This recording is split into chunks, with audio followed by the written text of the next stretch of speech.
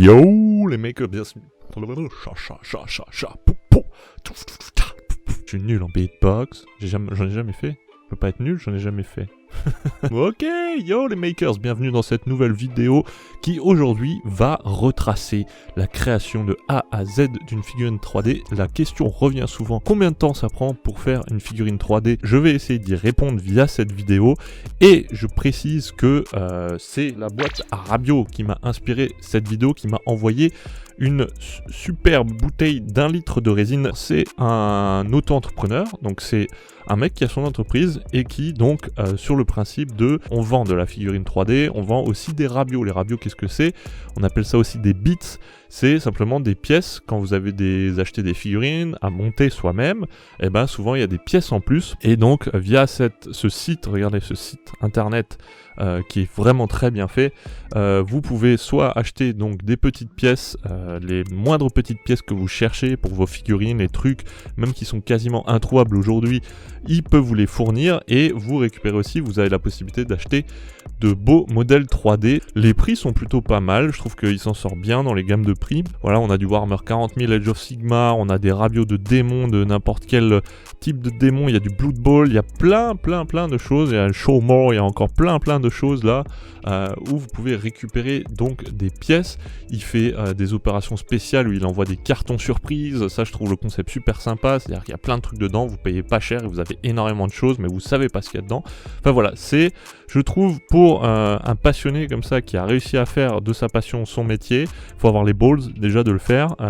C'est un marché de niche, hein, on reste comme ma chaîne YouTube, on s'adresse à vraiment un petit public, hein, des passionnés, des gens qui ont un besoin très précis et qui en plus sont pas super nombreux par rapport à la YouTubeosphère, la webosphère, tout ce qui se passe sur internet. On est quand même un marché de niche, on est sur des gens qui sont vraiment dans le geekage assez fin, dans une spécialisation précise, et donc voilà, c'est pas du tout grand public, et je trouve ça super que voilà, des gens se lancent comme ça dans leur passion et arrivent à en faire leur métier. En plus de ça, il m'a contacté gentiment pour m'envoyer 1 litre de résine, et donc c'est celui qu'on va utiliser dans cette vidéo pour déjà voir la qualité de la résine et ce que ça donne en fait en impression 3D. J'ai envie en ce moment de me lancer dans l'impression 3D de figurines de World of Warcraft, qui est un jeu auquel j'ai joué des années, et pas que des années le long, j'ai donné des années de ma vie à ce jeu, j'ai vraiment beaucoup joué. Je me suis rendu sur Etsy, alors j'ai un feeling en ce moment avec Etsy, je trouve que les choses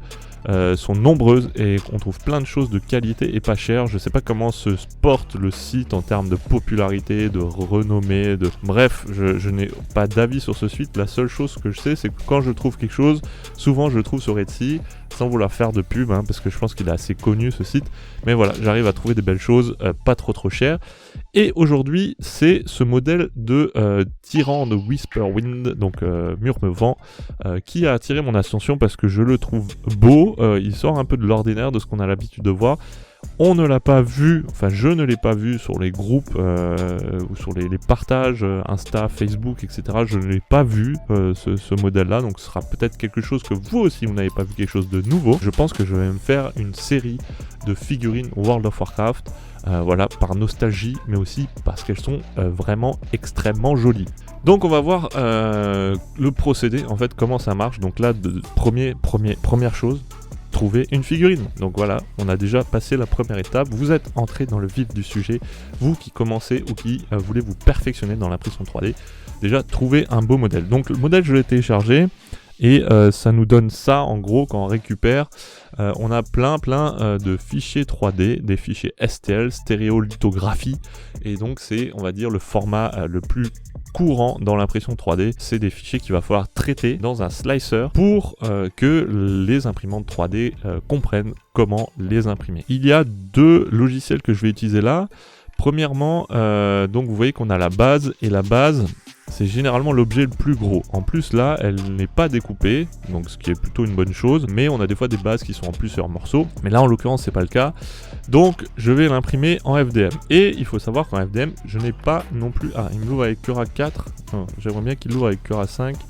Bon, c'est pas grave, on va slicer avec Cura version 4, je sais pas ce que ça va donner parce que ça fait longtemps que j'ai pu travailler sur Cura d'ordre général et encore moins Cura les versions antérieures, la version 5, mais bon, on prend tous les risques dans cette vidéo. Le premier procédé, pourquoi je prends la base? Parce que généralement la base c'est le plus gros item, le plus gros objet que vous allez avoir. Donc là déjà on va l'orienter de sorte à ce qu'elle soit imprimée à plat. Pourquoi à plat? Parce que là, la pièce s'y prête bien, hein, on va dire.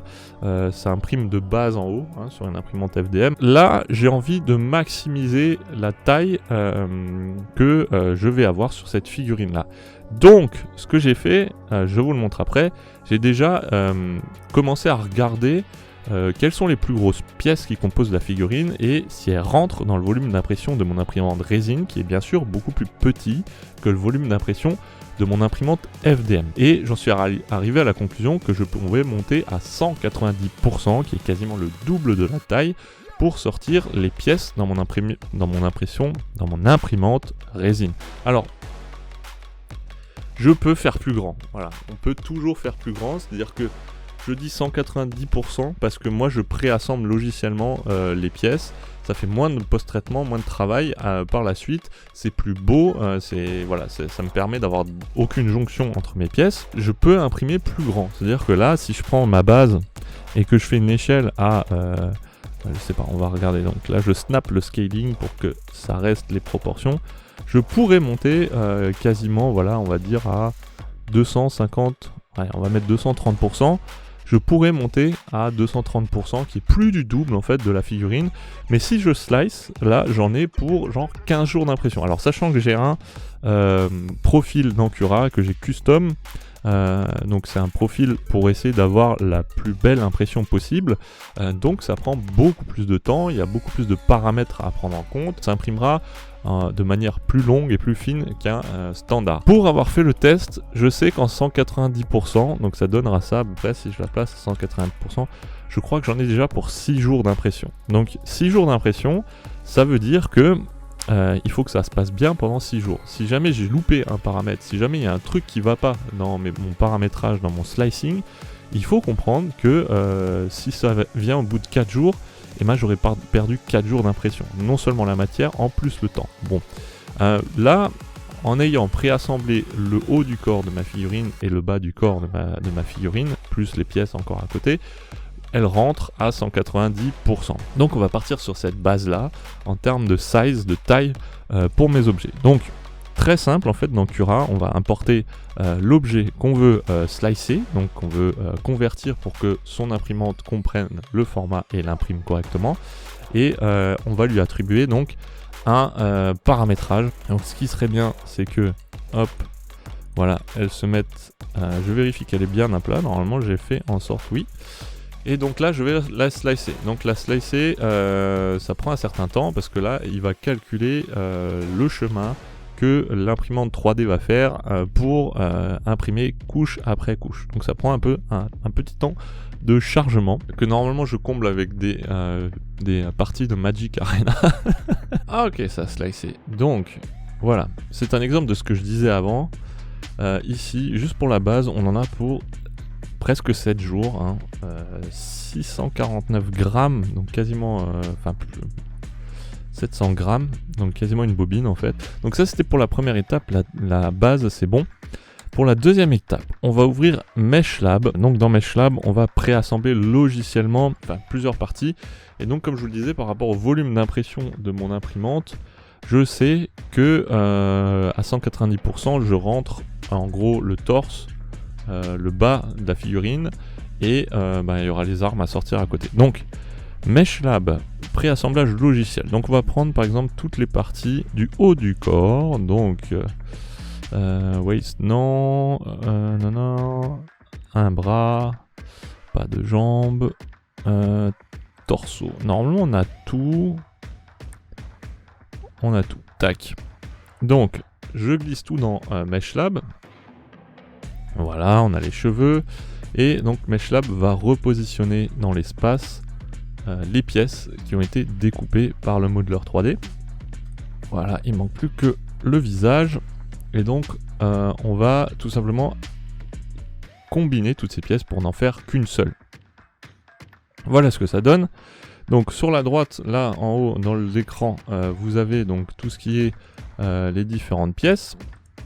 Et on va les assembler avec un filtre Mesh Layer, Flatten Visible Layers, on apply. Quand c'est appliqué, toute la liste des faces des pièces n'en sont plus qu'une qui s'appelle Merge Mesh. Donc c'est fait, je peux l'exporter en STL. Tac. Sliced New. Donc format STL et on va l'appeler Up Body. Voilà, le haut du corps est fait. Une fois qu'on a donc cette nouvelle pièce, on va simplement, donc là, le corps, on va l'imprimer en résine. Donc, je vais ouvrir un slicer résine, Litchi Slicer. Les slicers, il y en a plein. Moi, j'utilise Litchi Slicer parce que c'est celui qui me convient le mieux. Hop. Donc, je vais prendre mon Up Body et le glisser dans mon slicer. Donc, on avait dit l'échelle, moi j'avais déjà vérifié, donc je vous disais à 190%, ça rentre. Donc, vous pouvez orienter votre pièce automatiquement. Je conseille pas de le faire parce que voilà, on va se retrouver avec une orientation comme ça où la tête se retrouve vers le bas, enfin le visage se retrouve vers le bas. Alors ça je préfère déjà. Ça je préfère. En fait le mieux c'est d'avoir voilà, une tête qui n'a pas de contact avec de support. Donc on va partir de ça, tant pis, on va faire l'orientation nous-mêmes. Tac. Donc moi j'oriente toujours un peu la pièce vers l'arrière. C'est-à-dire que là normalement bon il y aura des supports pour soutenir entre le torse et le menton, donc c'est pas le plus optimisé, bon bref, on va faire avec. Le but en fait c'est d'avoir le moins possible la face avant de la pièce, parce qu'au cas où on a des damage support, c'est-à-dire des traces de support, au moins elles sont dans le dos de la pièce. Donc là le but c'est d'éviter d'en avoir sur le devant de la pièce. Donc quand même la figurine il y a plein de choses, il y a des cheveux, il y a des oreilles très fines, donc voilà c'est une figurine assez technique, hein, c'est pas un bloc. Donc c'est un bon test pour cette résine. Une fois qu'on a orienté sa pièce, donc un peu incliné vers l'arrière, avec au mieux, le plus possible, le moins de support sur l'avant, c'est-à-dire que là quand je vais placer des supports, ça va se poser sur l'arrière, la face avant sera préservée. Donc pour poser des supports, moi je vais commencer par mettre une assise, donc l'assise ça sert déjà à détacher plus facilement la pièce, et aussi là d'un première vue, je peux voir que mais ça va pas dépasser la taille de mon plateau. Donc toute l'assise est comprise sur mon plateau, donc c'est parfait. Je vais mettre des supports, on va générer les supports automatiquement à haute densité. Ah tiens, sur cette version là il n'y a plus à très haute densité, bon c'est pas grave, haute densité normalement ça suffit. Et on va les générer automatiquement, on va laisser faire le logiciel calculer sa propre pose des supports. Normalement c'est plutôt pas mal, des fois j'en enlève là où j'estime que c'est pas nécessaire, mais bon là pour l'exemple on va rester le plus simple possible. Ok, donc il a ajouté presque 1000 supports. Et il a fait les optimisations. Donc comme je disais, on retrouve des supports au niveau de la tête. Pour supporter principalement tout ce qui est menton, cheveux. Est-ce qu'on peut optimiser ça? On va le garder comme ça, on va pas se prendre la tête. J'exporte les couches sur l'ordinateur. Donc là vous voyez le temps d'impression estimé est de 12 heures pour cette pièce à peu près. Qui est bon, long mais c'est mes paramètres. Hein. J'optimise plus sur la qualité que sur le temps d'impression. Si vous cherchez mes paramètres, ils sont disponibles dans une autre vidéo. Je vous mets le lien vers la vidéo. Alors, franchement, il y a la grande majorité des gens qui me font des bons retours sur cette vidéo. Il y en a pour qui ça marche pas. Si ça marche pas chez vous, que vous avez la même imprimante, que vous utilisez les mêmes paramètres mais que ça sort pas, il y a de grandes chances sur un problème matériel ou mécanique. C'est un mélange de conseils et de paramétrage, de partage de paramètres dans cette vidéo. Donc soyez conscients qu'il faut tout regarder et appliquer aussi tous les conseils. En tout cas, il y a plus de gens qui m'ont dit que ça marchait chez eux que de gens qui m'ont dit que ça marchait pas. Donc la mission quelque part est réussie. Donc vous avez un découpage qui est terminé. Moi, j'enregistre souvent le temps et vous avez la quantité de résine qui est nécessaire. Donc là, 259 ml, donc en gros un bac pour sortir ça. Donc là, on a fini la base, on a fini le up body et il nous reste donc les jambes et le reste, donc les jambes à assembler avec les parties des jambes, plus le reste, les armes. Et donc après, il y a encore des parties, une décoration en bois. Celle-là, je vais pas l'assembler, je vais imprimer pièce par pièce parce que c'est très haut et je vais l'imprimer en résine, donc je suis obligé de l'imprimer en découpé. Donc là, j'aurai concrètement juste le haut et le bas de mon corps et les armes à coller. Et bah voilà, ma figurine, elle sera complète. Ok, je pense que j'ai rien oublié. Alors j'ai essayé de lister en fait le temps que ça met. Donc j'ai essayé de rien oublier. Donc il y a la préparation des pièces. Donc là, ça fait à peu près 1h10 que je tourne avec le blabla, etc. On va mettre 1 heure. Donc le haut du body, l'impression, ce sera 13 heures. Le bas sera 19 heures. Les poteaux plus le bois, les deux parties de bois, c'est 14, 15 et 15 heures. La base, ça met 7 jours. Les armes, ça met 9 heures. Le post-traitement, donc ce qui est nettoyage des figurines, enlevage des supports, etc. et durcissement des pièces. Donc j'ai compté 2 heures. Je pense qu'on est light, mais on va compter 2 heures. Nettoyage, donc oui, parce qu'il faut sortir le matériel, il faut nettoyer quand on fait du post-traitement, etc. Donc j'ai compté 1 heure pour ça. Assemblage, donc assemblage des pièces de la figurine, j'ai compté 1 heure. Et la peinture, on va dire, on compte à peu près 40 heures. Ça me fait 5 jours 40. La base, comme j'imprime sur la FDM, je vais pouvoir la paralléliser, sachant que toutes les autres impressions, je suis obligé de séquentialiser, ce sera fait les unes après les autres. Donc on va dire que là je suis à 5 jours, là-bas si je paralyse ça rajoute 2 jours, donc on est à 7 jours en tout, donc je mettrai autant de temps normalement à sortir la base qu'à sortir le reste des pièces plus la peinture. Donc la base c'est vraiment l'item, l'objet qui va être déterminant dans ce projet là, sachant que les paramètres sont pas augmentés sur de la vitesse mais sur de la qualité, et 2, qu'est-ce que je voulais dire en 2 ? Ah oui, 2, c'est théorique, c'est-à-dire théoriquement je les ai en 7 jours, mais je travaille ici dans mon atelier, c'est mon lieu de travail aussi, donc je peux pas imprimer généralement en semaine la journée. Donc la base par exemple, je vais devoir déplacer mon imprimante dans une autre pièce de ma maison parce que ça va durer 7 jours, et le reste du temps je vais imprimer la nuit, donc voilà. Si tout se passe bien, normalement je mettrai à peu près, allez on va dire 8 jours. Quand on met bout à bout le temps, ça m'aura pris 8 jours pour faire cette figurine, sachant que 3, c'est une figurine qui normalement, alors elle est en 175 mm, non. Ouais, donc 17 cm et demi x 2, on va dire, ça va faire entre 35 et 40 cm de haut. Donc c'est une grosse pièce aussi, Vous pouvez imprimer des petites choses, si vous faites des wargaming, des jeux, des jeux de rôle, etc. C'est des 35 mm, donc ça vous pouvez le sortir dans la journée, il n'y a aucun problème, en quelques heures, vous avez imprimé, nettoyé votre figurine et peint votre figurine, vous l'avez dans la journée. Là on est sur une grosse pièce, donc on va dire 8 jours théoriques. Donc on se revoit dans 8 jours, j'ai envie de dire, donc certainement 15, sachant que j'ai d'autres impératifs en ce moment. Et donc on va, du coup j'aurai besoin de plus que 1 litre, mais on va faire le corps de la figurine, donc le bas et le haut. J'ai largement assez de quoi faire avec 1 litre de figurine, donc on va tester cette figurine, cette résine de la boîte à Rabio pour sortir cette figurine. Encore merci beaucoup pour l'envoi de ce litre de résine. C'est super sympa et j'espère que ça va donner de très bons résultats. Et voilà les makers, on se retrouve donc beaucoup plus tard que prévu, donc les choses se sont plutôt bien passées dans l'ensemble. Je dois dire que j'ai eu certains problèmes techniques qui ont fait que j'ai eu du retard en fait sur mon projet. Mais dans l'ensemble tout est bien sorti, la figurine elle est là, je vais vous la ramener, donc elle fait 50 cm en tout avec le décor et tout. Et voilà la bête, regardez cette bête, alors...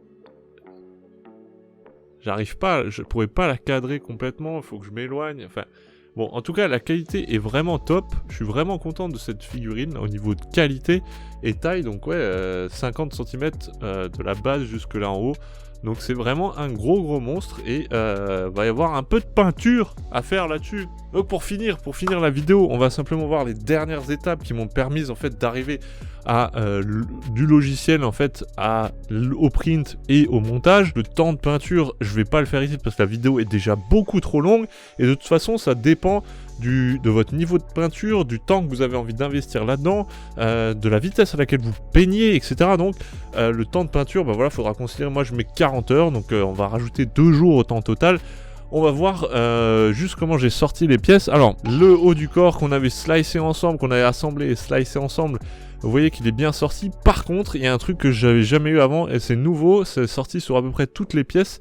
Il y a une sorte de tige de support agrégé comme ça qui s'est mis et ça m'a créé des dommages en fait que j'ai dû reprendre après avec de la pâte à sculpter. Donc en fait ça me fait une sorte d'énorme support qui se génère tout seul, qui apparaît pas au slicing et qui s'imprime.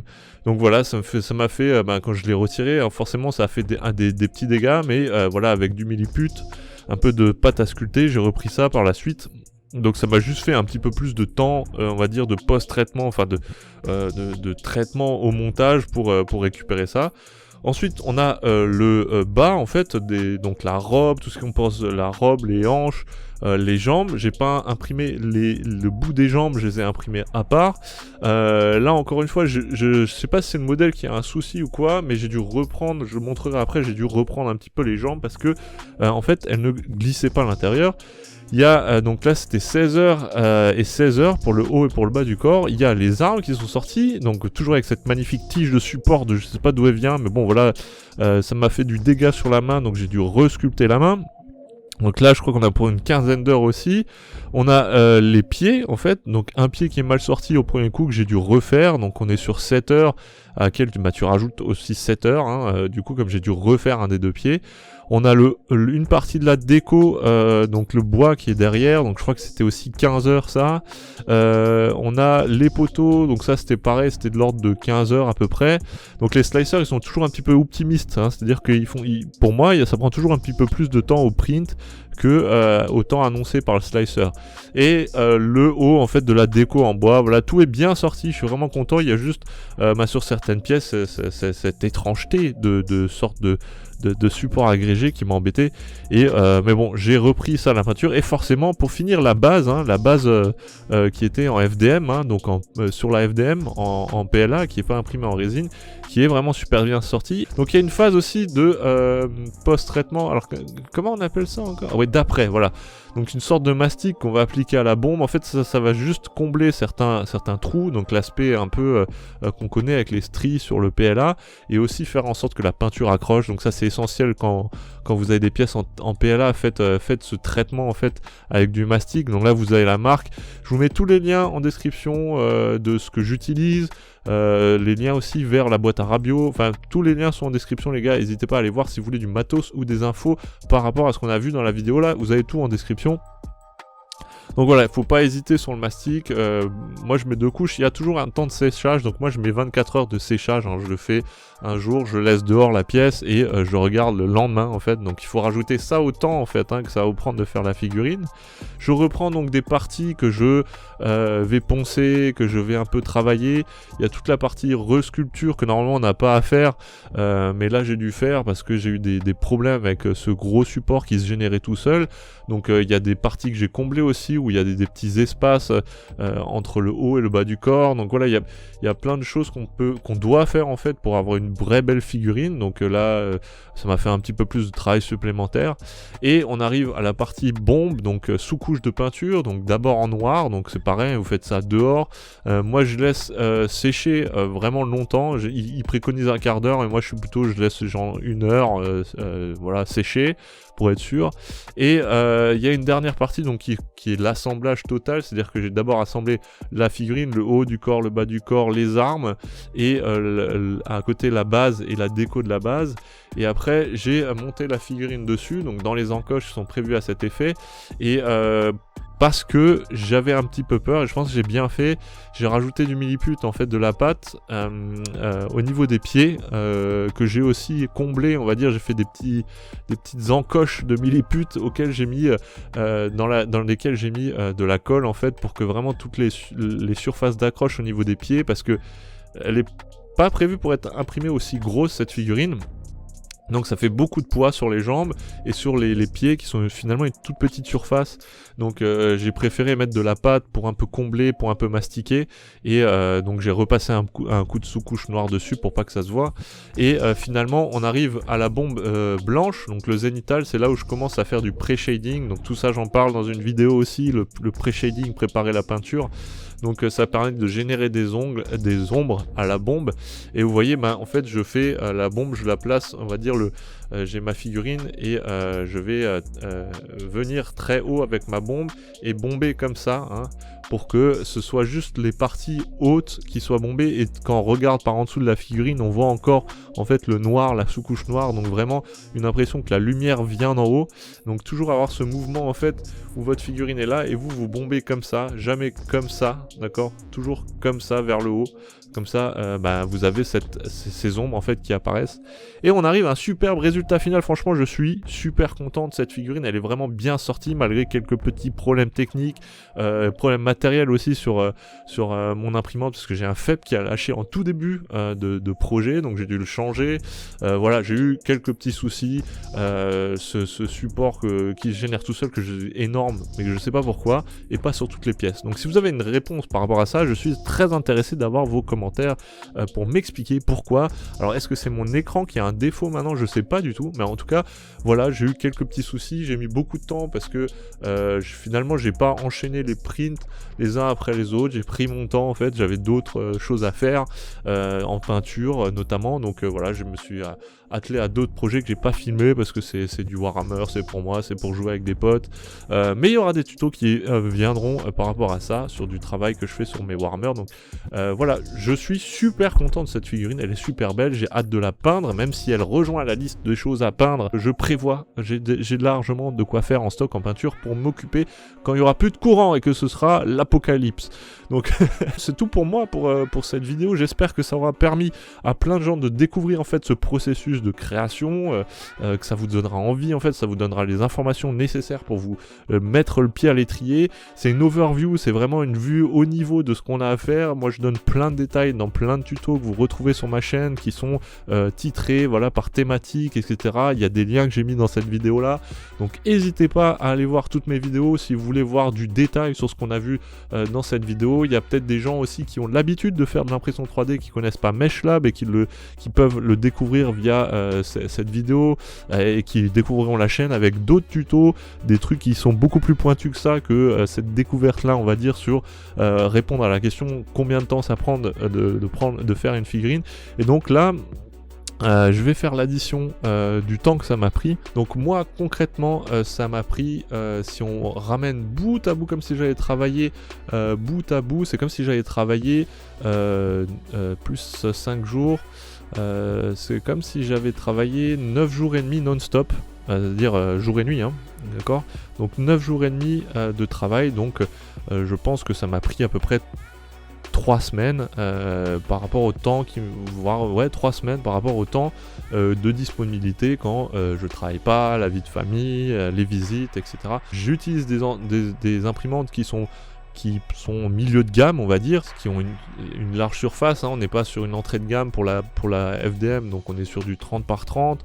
C'est pour ça que j'ai pu maximiser un petit peu la taille, que je suis arrivé à cette taille là. Le plateau de ma résine il est assez grand aussi, même si maintenant il y a des trucs beaucoup plus grands, mais il faut se dire que sur du bon matériel, on va dire matériel pas forcément débutant, voilà ce qu'on peut sortir en termes de taille, et donc en temps machine, quasiment 10 jours on va dire de travail pur pour sortir une figurine comme celle-là, de cette taille-là, donc de 50 cm de haut, hein. C'est quand même la plus grosse figurine, le plus gros projet que j'ai fait aujourd'hui, et franchement je suis super content du résultat, vraiment je suis très fier de cette figurine. Je vous tiens toujours au courant via mes réseaux sociaux, Facebook, Instagram, de l'avancement des choses, de ce qui se passe sur ma chaîne, de ce que je fais en ce moment. Je fais pas des vidéos sur tout, mais voilà, allez vous abonner, ça vous apportera aussi des petits tutos, j'en écris, je fais pas que des tutos vidéo.